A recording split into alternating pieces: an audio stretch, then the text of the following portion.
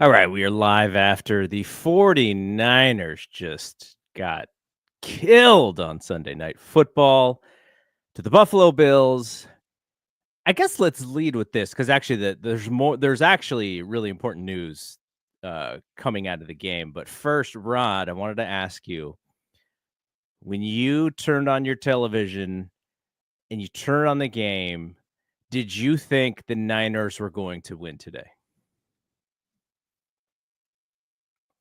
Well, I thought that if they did what they set out to do, which was early on, they were running the ball really well. That with their run game and Bills have been trick or treat in that aspect of the game, that they had a shot. Well, we did until we didn't. So, so yeah. Okay, so this is the first time I was trying to remember what the time would have been. The last time I turned on a 49ers game and I thought they probably weren't going to win. It's been a couple of years. Um, cuz they've done so tremendously well over the last few years. Probably the 20 what was the season where Jimmy got hurt? The off season that they had. I think Jimmy 20, whatever season Jimmy and Nick got hurt where they were just done early. 2020. So it would have been sometime around there where I was like, nope, they're losing this game. Now, I will say the Chiefs game this year, I was like, not confident. Like I'm just not Hmm. confident that they can beat this team. But I didn't go in there thinking like, okay, there's like no chance they're gonna win. It's one of those things where if everything goes right and we get like a C Yeah. Chiefs performance, then we might be talking. But it wasn't gonna be just, going out there playing the way we had been playing. That was Mhm. what my concern was. They wanted to level up several levels.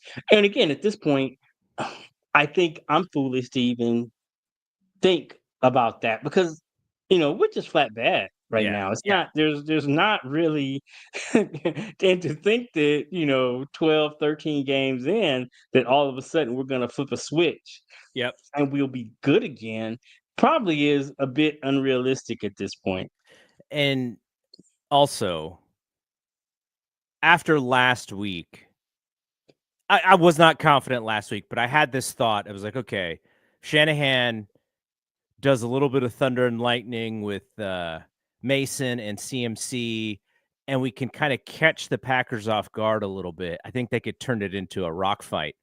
And they absolutely didn't do that. They just were like, oh, we're going to run our normal game. And, even though Brock's not there, we're going to pretend like Brandon Allen is Brock and we're going to run all the same stuff. And it was not happening. But this week I was like, nope, they got no chance to win. Like, it's just how I felt. I, yeah. And then you add the snow, and I was like, oh man, Josh Allen is going to be like the biggest NFL star coming out of this game because it's like perfect for him. Like you have a guy who's built for that weather, playing at home. His team is really good. He just beat the Chiefs a couple weeks ago. Big Josh, like just tough dude. Like he's bigger than like all of our linebackers. And then on the other end, you got little old Brocky. Like just just the visual of that was really bad. And then you think about how much the Niners are going to have to pay Brock. And I know I said this last week where you got to pay him because what you saw with Brandon Allen is the flip side. But you see what Mhm. the quarterback and look, Josh Allen hasn't won a Super Bowl. That just shows you how hard it is. Josh Allen, Patrick Mahomes was having a terrible year. Like you look at those guys and you go, okay, yeah, pay those guys 100 million. Like they're going to be your the rock on your team for the next 10 years. So that was also a thing where I was like, okay, this is just built for Chris Collinsworth to go gaga over Josh Allen, which is exactly what happened. And And he's Josh big, Allen like was you said, good. he's bigger than our linebackers, and then at several points of this game, he seemed faster than any of our linebackers. So it was just, like you say, it was a bad scenario. And again, I understand that we are at this point, we're down to like third and fourth string guys. Um, but in the NFL, if you're out there, you're expected to perform, and that's not an excuse. You watch enough football, I watched this week, and their teams that are battling with injuries that found a way to win games this week. You just, that you can't roll out there. As basketball fans, we both know what happens when like LeBron loses in a playoff series and then comes out with a wrist brace on his arm. Like we're not here. If you went out there to play, we expect you to play. Don't come out retroactively talking about these injuries that you have. We don't, that as fans, we just don't want to hear it. If you're injured, then don't play. But if you're not, and you go out there, we expect you to perform. And that's kind of where I was at with it. With those guys out there, what I saw, and it's just a continual pet peeve of mine when you see online, and it just is constant chirping about Kyle and Hmm. Sorensen, and that's fine. Okay, if that's what you want to do that, but is Sorensen responsible for these poor run fits and poor um, tackling angles that our safeties and linebackers are taking? I don't think so. I don't think that's scheme. I think that's those dudes not doing their job. And then, it's like on back-to-back plays, you saw Jair Brown doesn't do his job with the run fit, and then Malik on the exact same play does exactly what he's supposed to do. He fills in exactly where he's supposed to go and he stops for no loss. Again, that's not a Sorensen thing. That is a player thing. And I just don't think that this team has played well enough for any length of time that we should be leaving the field to make excuses. I mean, our offensive line stinks. And that what plays again, questions I asked, what plays do you call when you have no idea if where you can where that you can count on at least two of these five linemen blowing their assignment? What play do you call where that is, where you can mitigate that? I'll tell you what play you call, but this may only work in the snow. You have a double back set with your wide receiver as one of the backs. You fake the handoff to Ricky Pearsall, and you throw it to that was a Garendo out of the backfield so he can run through the snow. That's the only play that works, but it's only going to work That in was a snow. great call. That was a great call. That was a really good call. Um, and then, apparently the snow didn't affect his speed at all on that one play. Maybe I guess he had the right cleats on because, this dude's like, it seemed like JJ ended up on the ground on every play. It Yeah. just it seemed like he couldn't keep his feet for anything. And it was just like there spots like that where there was one time where Pretty Ricky ended up flat on his butt. But I mean, he literally is a West Coast guy. Yeah. So I Yeah. mean, I don't even know how many games growing up and playing his first part of his career in Arizona and then going to Florida. I don't even know if he's ever played a snow game before. Yeah. Yeah. Um, Yeah, but yeah, so it is kind of funny to think about because somebody asked me earlier today. They were basically trying to make a cocaine joke. They're like, out there in the bay, did you see all that white powder? And I'm like, honestly, as long as I've been on the tech scene, and now we're talking 25-ish years, I've never come across like any tech bros like, trying to do anything like that. So I was like, I've never seen it before. But Mhm. like if you see the weather and you're just like, I had a lot of people going like, oh, poor 49ers. I'm like, poor 49ers, like it's really you have to be able to play in every condition. Some teams who play Right. in, play in the dome, like then they got to go outside and play. And it's not poor Drew Brees can't play outside. No, he's supposed to be able to play everywhere. And so that's how I see Mhm. stuff like that. And that's the But thing with the 49ers, it's not like all of these guys are West Coast guys. A lot of them grew up in situations like this or played college in poor weather places. So it's not like give you me, can just make you this. know, give me Kaepernick. Kaepernick would have been great out there today. Yeah, definitely playing in Reno. Yeah, he definitely played in one or two snow games up there. And then like they were talking about George and it at growing up in Iowa and then playing at the University of Iowa. Definitely would have had snow games. Um, Christian growing up in Colorado. So there are players who, while they don't now again, the fact that they don't live and play in it, and like the fact that they were talking about the Bills, this is like the first big snow of the season for them. But when it snows, not only do they practice in the snow, but they like live in the snow. They gotta dig out and go to the grocery store or so it's not like it's unfamiliar to them how they um deal with those inclement conditions. And I think that's a big deal. It's not, like I said, it's not necessarily just a football thing. It's if you have people who are living in those conditions day in day out, they're gonna adapt. They're definitely going to adapt. So even if there are players on the 49ers who grew up with Yeah. those circumstances, they're not, obviously we know if they're living in the South Bay, it's not something that they are dealing with, you know, ever. I can't, Yeah. I can't remember the last time it like really snowed there. Um, you know, and even then when the times I remember it did, it was like, oh, it was like it didn't stay on the ground. Yeah, So kinda it's not. it drops and then the ground is still too warm for it and it just melts. Yeah, We spent the first 12 minutes of this show kinda burying the lead bearing the lead. of the news coming out of the game, which is Yeah, CMC PCL injury that Kyle said probably causes him to miss the rest of the season. Uh, yeah, I mean, I can imagine, right? You got a guy who's playing on 2 bad Achilles tendons, so he's already trying to make sure that he doesn't compromise. change his Mhm. running style, and then you put him on ice, and, you think about it, you're like, "Yeah, like, if any game that he gets hurt, it's probably this one," and non-contact injury.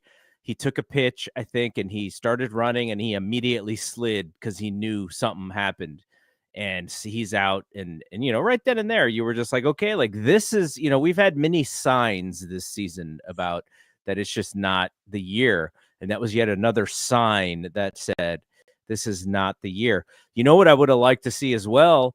I would have liked to see them rest Brock. Like, why did Brock play in a game where it was pretty clear that on any pass play, he was not gonna be comfortable in the pocket, and he's got a bad shoulder, and he's out there playing, and, last week we called for, some YOLO Josh Dobbs, but Brandon Allen is the one who played. In this game specifically, Josh Dobbs is the second string, and Brandon Allen is the one who is not active. So I figured, Niners are down, 28-10 or whatever. Brock throws a pass that he fumbles, that nobody touches him. I'm like, okay, like just take the dude out, bring in Josh Dobbs, let him do some stuff and see if he can actually get anything going. But no, they were pretty stubborn about it. It was Brock, and they I don't know why, unless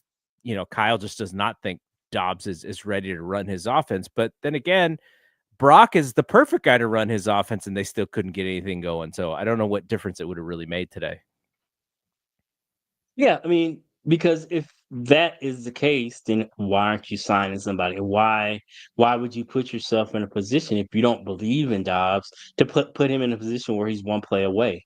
Yeah. Um, because that was essentially the place that we found ourselves in with him being a number two.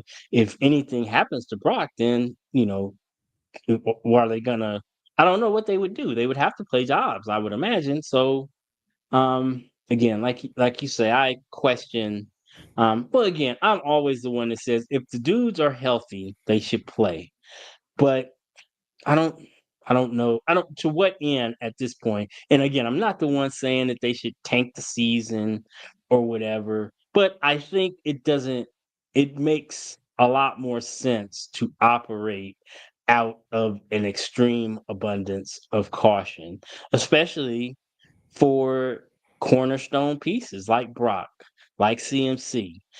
It's just it doesn't make any sense um r- to um to risk them having a long-term injury or exacerbating an already pre-existing condition in these type of um conditions. It just doesn't make any sense. Why not just wait a week, get back home?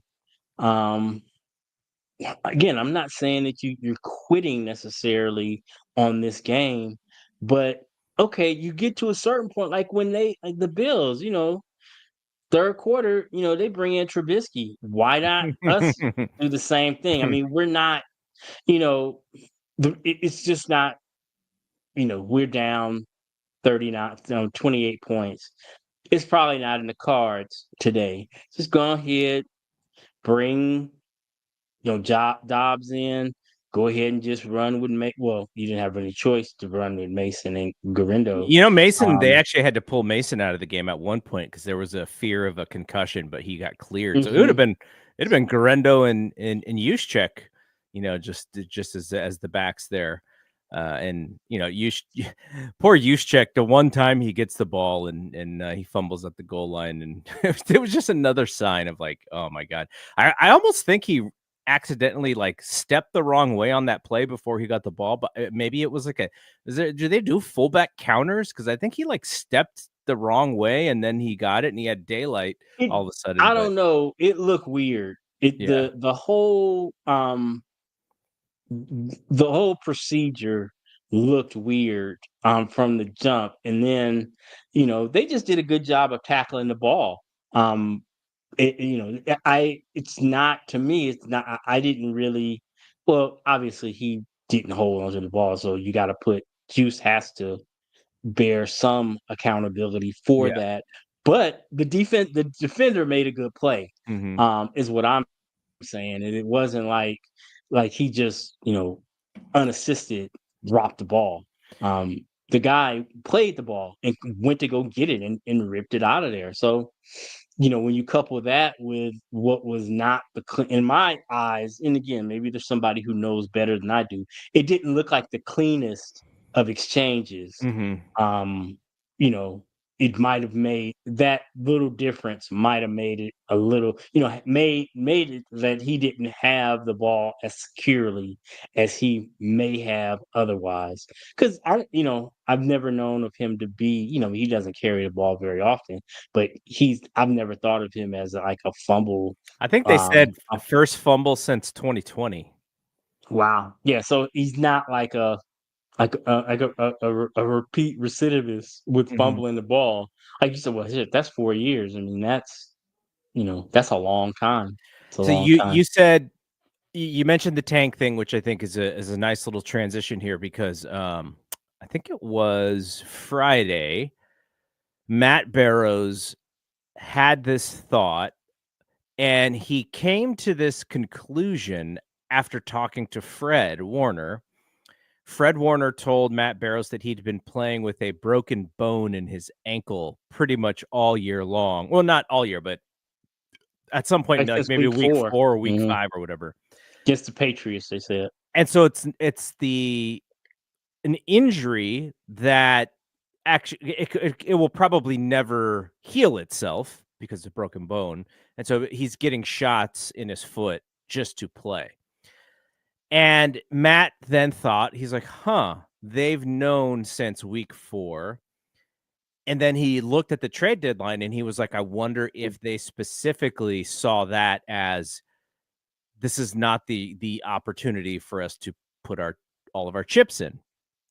And so if you look at some of those moves, and if you look at CMC not being healthy, you look at BA being not only being out for the season, but also missing all of training camp.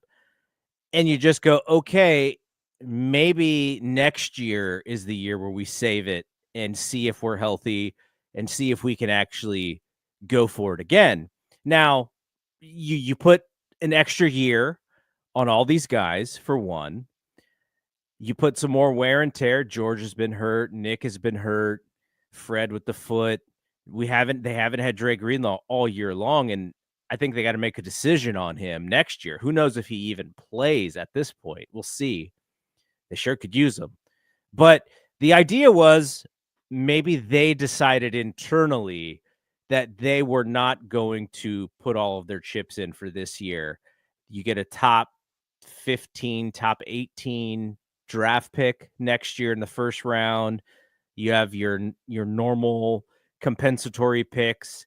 And maybe the rest of this year is let's take a look at Mustafa. Let's take a look at Brown. Let's take a look at Green. Let's take a look at some of these younger offensive linemen. Like I think Pooney's gonna stick around, but you have other guys that Burford and Banks and Jalen Moore and all these guys who you may just be looking for something for, and you kind of decide, okay, how we're gonna these are who we're running with next year. Now, the one caveat here is obviously the Brock contract, which I don't think the Brock contract will really hurt next year's cap. But so maybe next year is the go for it.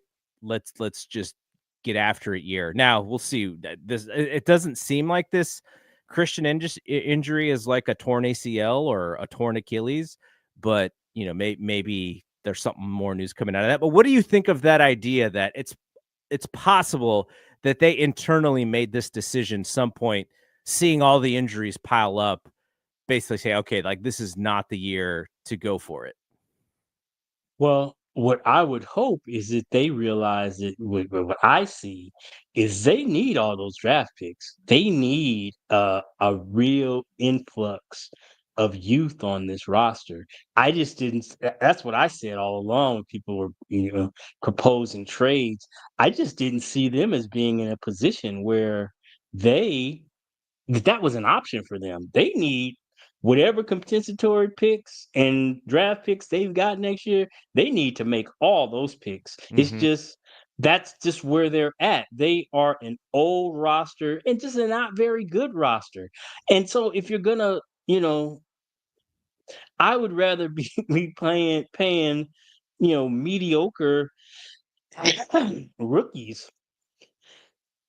Excuse me. I'd rather be paying rookies to be mediocre because because with them, there is some upside. Whereas, you bring in guys like Collins and Elliott, we know what they are. They have shown exactly who they are. Um, so that level of play is what you're gonna get. And I just don't I think we need to be at a point where we are okay with playing young guys and making the mistake. I know I just get a feeling. I mean, I don't know this about Kyle, but I just don't. I'm pretty sure I know it about the quarterback. He doesn't have any time for for the quarterback making mistakes, and just letting them play through those mistakes. I just, so it'll be interesting to see if we're willing to let these dudes just grow. Because I mean, well, I guess we could point to what's happening at safety now. Those guys aren't perfect. I mean, they are making some plays, but they're also giving up plays. So I mean, they are definitely it's an OJT situation with them. But I think that we just have to be okay with that. We have But to be you know what I willing. think it is as well, though. I think what it is when your linebackers are not making the plays that they are usually making, because Fred's playing the broken ankle. You don't have Dre, and whoever is the third guy is mostly being talked about for being the third guy who is not doing well, and Mhm. they're leaving spots for these safeties to come in and make plays. and J.R. Brown has missed in those opportunities, and in some cases he's missed badly. And Mustafa, Mhm. he'll make a play in the run game, and then he'll make a mistake in the passing game. Like, so he's a rookie. That's just what happens. But I Mhm. think you He know needs to that dude needs to wrap up.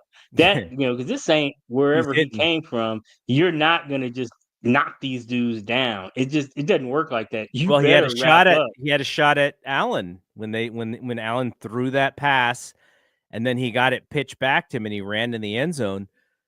He was right there to make that tackle, and he there was a reaction time for him to actually understand what was going on. So he had like a quick thing going like, "Oh, they just pitched the ball back."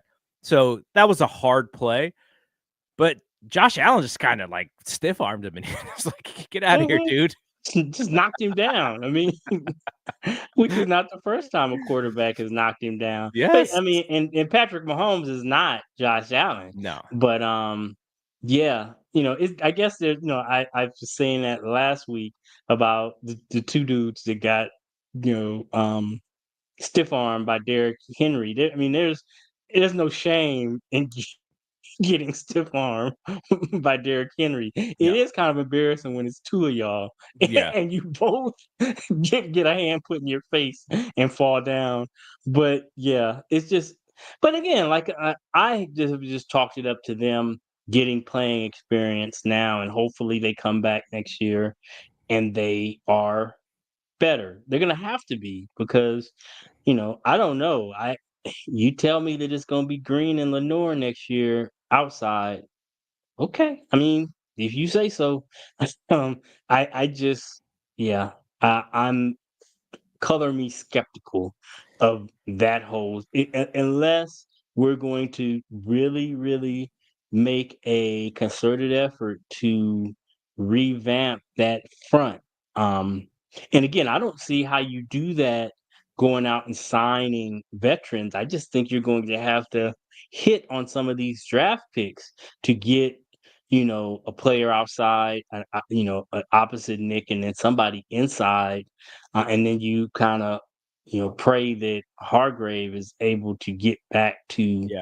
some level of the form that you signed, that you were expecting when you signed him. Because in my opinion, he has not played up to the level of a $90 million player. It And you just it kind of but just you also hasn't. kinda wonder how much of that is because the players around him in Philadelphia were so good, and Hmm. he was able to eat off of that, and the players around him in San Francisco, outside of Bosa, have not been good, so that's an At interesting all. thing, yeah, At so, I did wanna yeah. make the note that, I know Mooney Ward got beat today on a pass t that scored.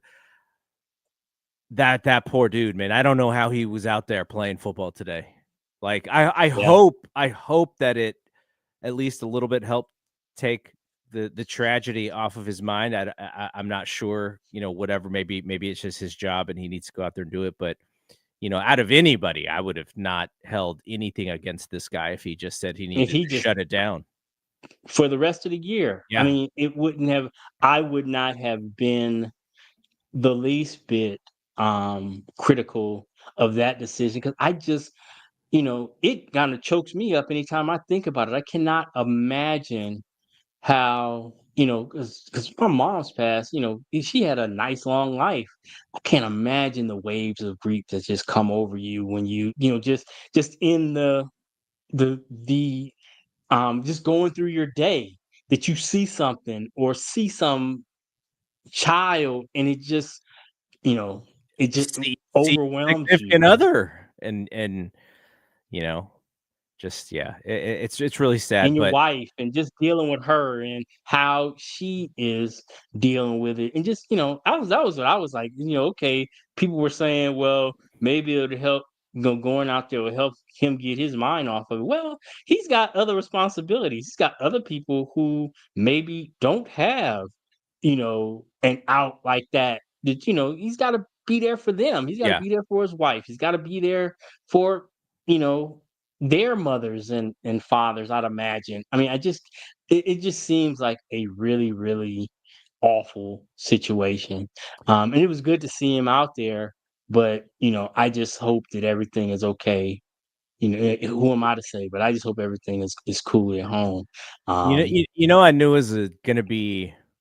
It was actually kind of like this for both teams, but when they do the things in the game where they show the offense and the defense, and they showed the Niners defense, and it was like all of these guys who didn't even have PFL ratings because they didn't have enough snaps to have PFL ratings. It's like out of the 100, they do the PFL thing. It's like he's 47 out of 110. And then you had like three Niner guys who didn't even have anything because they didn't play enough. I was like, oh, mhm, that's probably pretty bad. it's a But problem. let's switch gears a little bit because I was interested in what you thought about the opposition. So I'm going to give you a list of teams that the Niners have played and just want to think, because I was looking at this Bills team and I was like, I think this is the best team that we've played so far. Now, it was in their conditions at their place. Defensively, they're not going to overwhelm anybody, I don't think. But Mm-mm. just from the perspective of being able to do what they wanted to do whenever they wanted to do it, I thought it was the most impressive team. But we have played the Vikings, who, probably a little bit of an overachiever kind of team, but they're playing really good football. The Chiefs, obviously, they only have that one loss, and I did not feel great at any point about that game while we were playing it. And then the Packers, they don't have they're not as gaudy record wise as the Bills or the Chiefs, but they played really well. They beat us 38-10, and the Bills beat us 35-10. So out of all of those teams that we've played, how would you rank the Bills? I think I definitely agree. I think they're the best team that we've played. And then it's hard to separate the environment from part of the outcome. I just think that they had been saying I had heard that it wasn't going to snow. And then it seemed like it snowed the entire game. And that changes things. It just, I'm here in Vegas and in the sports books where I watched the early games, the line started creeping up on the over and on the player props because the word that was coming down was that, it wasn't going to be a snow game. It was just going to be cold. Well, as it got closer and closer to game time, it became pretty clear, I guess, by the weather people that it was in fact gonna snow, and it did. It snowed the entire game. It was just wild to see. It was kinda like that, the Monday night game a couple weeks ago. I The guess that was The Cleveland Cleveland and, and Pittsburgh game? Pittsburgh, yeah, where it was just the field where you couldn't even see the numbers. Um, Legitimately, it was just, and that was not going to be an ideal situation for the 49ers. My heart kind of sunk. I didn't, I was pleasantly surprised with the way they came out running the ball because I thought that was the only like real shot they had, and they were being really effective.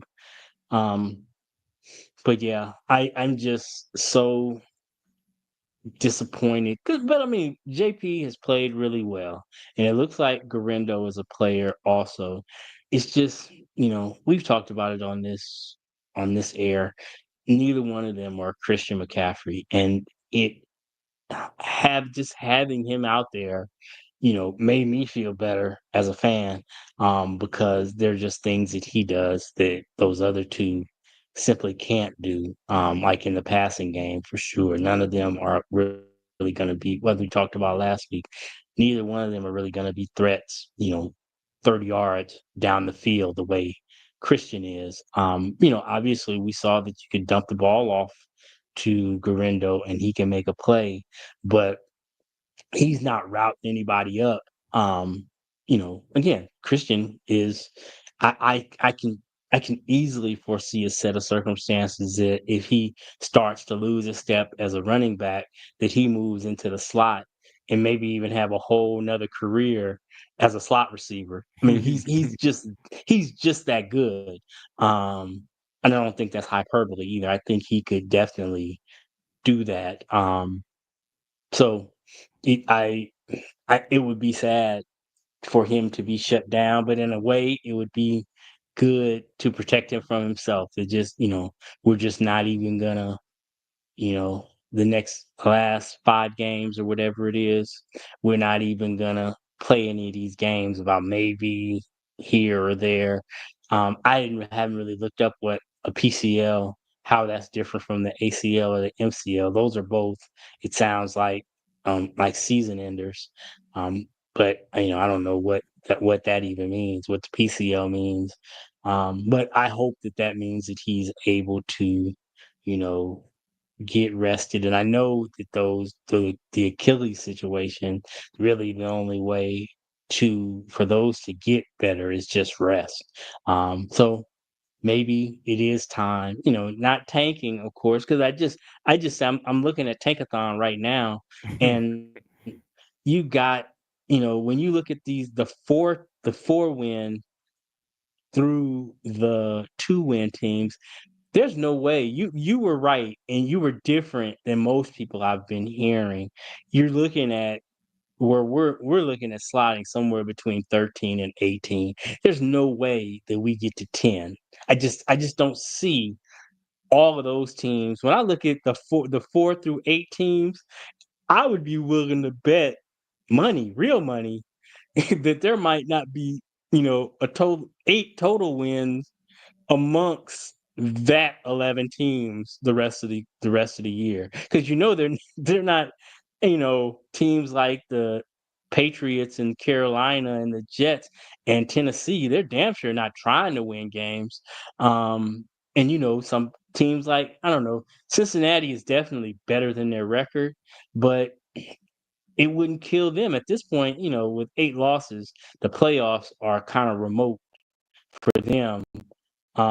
So why not just, take that 10th pick and just, move on from there. You got Burrow, you got Chase, you're gonna lose, Higgins probably. You could probably use that 10th pick. Why would you be busting your ass to try to win? So I just don't think we get inside any of those teams. And I don't know that when you're talking to guys like Warner, who has, sacrificed the way he does, I don't know how that goes over with, I know players aren't down with tanking. Mhm. I just know they aren't. Um, Especially in the you know, NFL, because you yeah, can get cut so quickly. Why are yeah, you that's rooting a front, for a team move like yeah, that? A that's a future front team office move. thing. Yeah, exactly. Yeah, that, when you might not even be there to, benefit. And then, you know, all those dudes, anybody who is not like at the top of the food chain, they have to be putting together good tape the rest of this time, because are not gonna be able to go back out on the market and say, we was just tanking. So that's why I wasn't making plays. Yeah. It's because you what's gonna be on tape is just you not making plays. And then you might just be, when the music stops, you might be a one who just doesn't have a seat.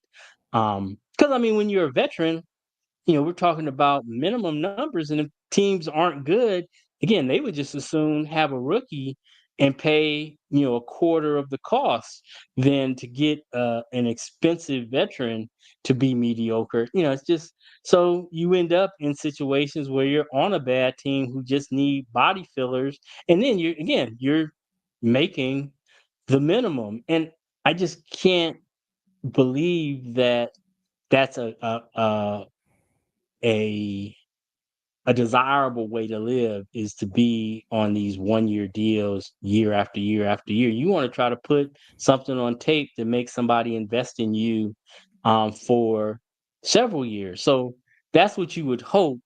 And when you start talking about, being surrounded by guys who really can't play, it makes it really difficult for you to show out as best you can if you're surrounded by, dudes that like you say, don't have a PFL rating even. It's hard. It's really hard. So I So just, where you are you know, with whether or not the Niners, I mean, in order to make the playoffs, they'd probably got to win out. Like they would have to win every single game to the end of this season to get to 10-7.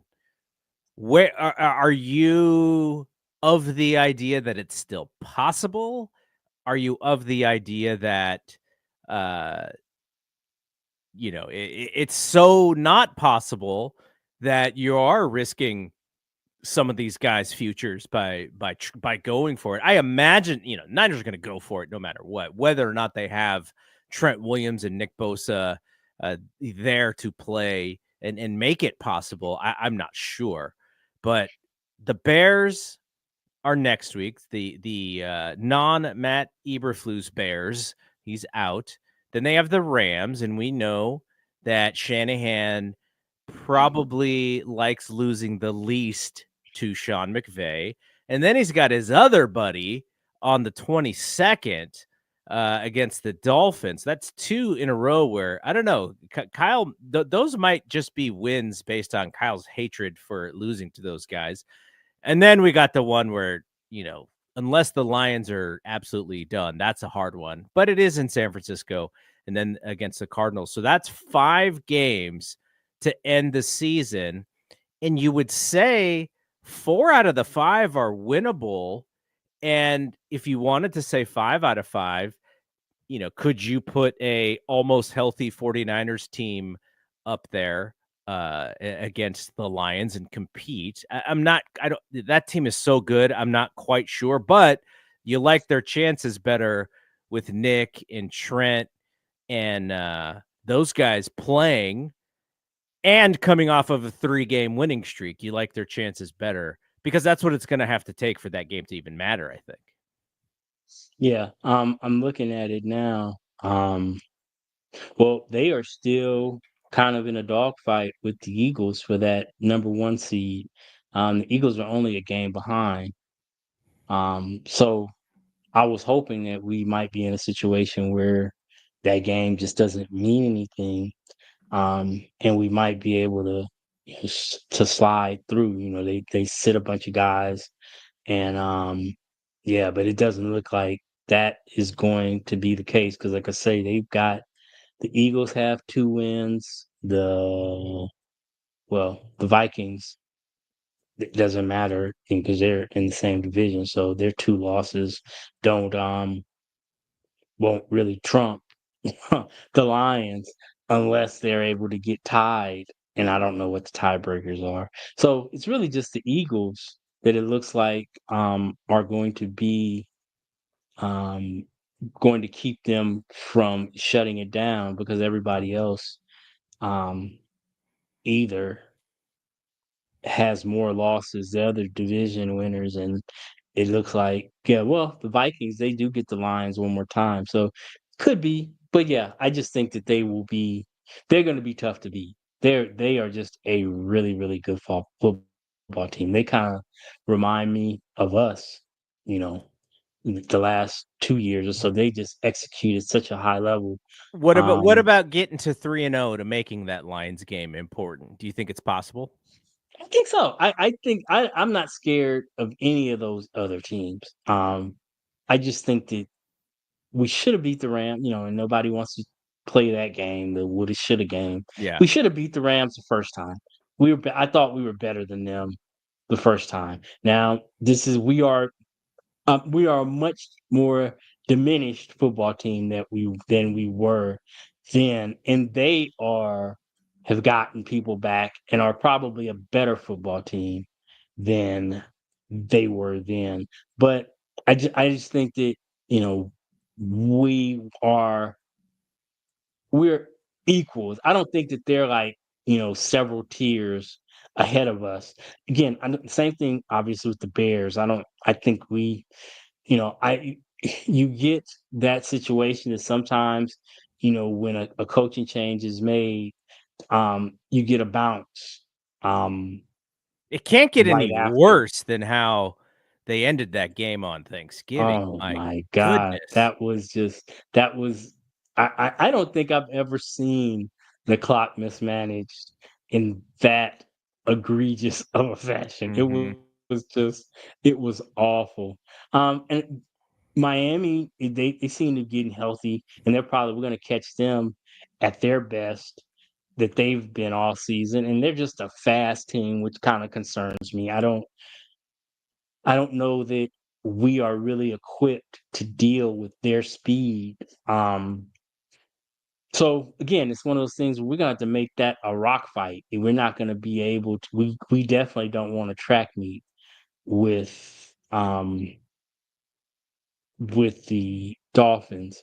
But again, I think that we can make it a rock fight. I don't think that that is, impossible. And then the Lions, that is what it is. That's probably not gonna be a win. But then you got the Cardinals, and they seem right to to to give it up. So Mhm. if we were to go, yeah, what is that? What would be would that be 1, 9 2, and 8 3? 9 and 8 if with a Detroit loss and you win the other games.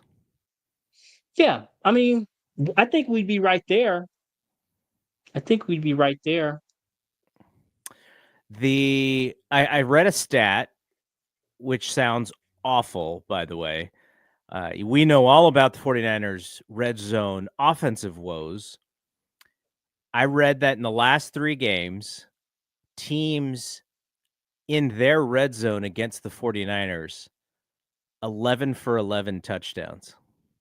Mm, Wow. mm, That is rough, and that is no domination up front, that you're not getting any push, like, yeah, that's rough to think about it that way, but when you see what we've seen for the last 2 games with the backups that they're playing out there, like, it's so funny because you don't even need to know his number, but all you need to see is that helmet, which actually looks like the Nickelodeon game. Like you just see Evan Anderson's helmet. You're like, why do we have a Nickelodeon helmet? Oh, that's Evan Anderson. But you just see him and you're like, yeah, that's where we're at. Undrafted rookie playing tons of snaps for this football team. That almost explains all of the stuff that we're going through right now. All right, we do have to get to it. I guess there's a player of the game. I'm not exactly sure who the player of the game is. I was trying to think about this as we were watching the game. I was like, who could possibly be the player of the game for this game in which they just did not play well in any facet, including, who I thought was gonna get some wins here with the fan base was Jake Moody. Because mm, he's an all-weather kicker, technically, because of where he played, mm, and when he missed the second one, I was like, okay, he's just this is not gonna so, happen for him, and mm, mm. then at the end of the first half, Shanahan puts him out there to kick a 50-something yarder. I was like, "What a dick. That's just punishment for him missing the second And kick." I mean, and he didn't that wasn't close. No, it I was like mean, 5 yards short or whatever. but then they were saying it was like into the wind also. So yeah, he didn't have a shot. No. So I ended up going, so yeah, we're gonna do the Alright, graphic. let's I do yeah, came let's up with do somebody. okay, let's do the graphic. I want winners. I want people that want to win. Who did you come up with? I'm really curious. JP. Okay, okay. That was all I came up with He didn't was fumble. I mean, he didn't give him the yeah. ball. He hit some big runs. I mean, 13 for it was pre-made. 78. It was pre-made to be a CMC game before he got hurt. Like Mhm. CMC was going to have 180 yards all purpose if he would have kept playing. That's just how the game was kind of together. But yeah, I mean JP is probably your best bet. I was trying to think if someone on defense made any plays, and I guess the one guy who kind of stood out a little bit was Mustafa because of some hits and some pass defenses early. But then, he got pushed aside on the Josh Allen touchdown. But But yeah, there was the, Renardo Green kind of trying to run across the middle to keep up with that little number 10 guy, and he just falls. And that guy, like, you didn't even see any 49ers on the field when he made that catch. Kittle, one catch. Debo fumble. Debo was better on kickoff returns than he was when he got the football, because the way that the field was, you kind of thought there was a chance for him to have a big game just to get it and let him get a full steam ahead, but he didn't get anything going. Yes, so I guess JP is the right one. So JP Mason is your winners. We want winners. Coach Singh, player of the game. Probably the worst one we'll have all season. Just he didn't get that many touches, but yeah, I like it. Garendo with the touchdown was nice, but then every other time he got the ball, he didn't do anything. Yeah, that was the best I could come up with. All right, so next week we have the Bears 125 start. We will be on next Sunday after that game. And, at this point, the way that we're looking at it, we've gone deep into the postseason 2 seasons in a row where you and I have, gone 20 weeks or whatever into talking about these games. We may only have 17 this year, so we got to get some good ones, because these last 2 have been really, really bad for us to talk about. So hopefully, Chicago has made a lot of teams feel good about themselves in the past. So hopefully they do that with us too. But I am interested to see Caleb. I want to see what he looks like. And like you said, they get the coach bump, and we'll see how that works out for them. But I don't feel sorry for them. I want the 49ers to beat them by 40. I was hoping that Eberflus was going to last another week, but unfortunate for us that he got fired. So, okay.